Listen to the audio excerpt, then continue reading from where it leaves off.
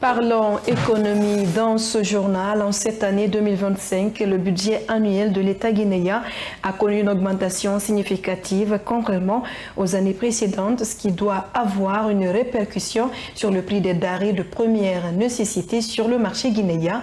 À quelques semaines du mois de Ramadan, les économistes s'indignent et sollicitent l'implication des autorités du pays pour soulager le panier de la ménagère. Marie-Pauline Camara, commentaire.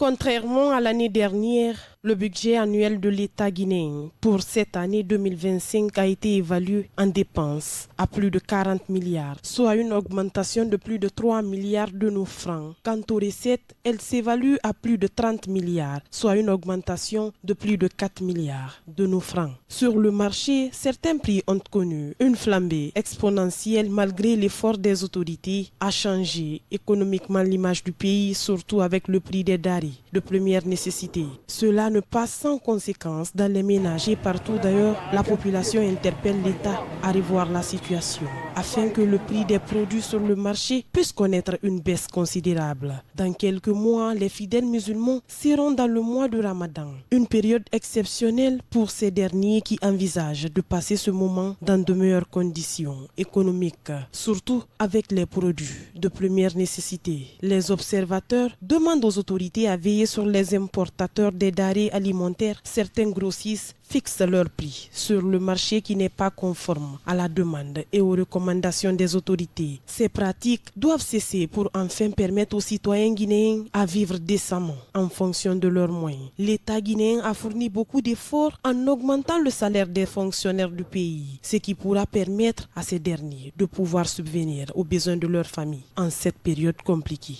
économiquement.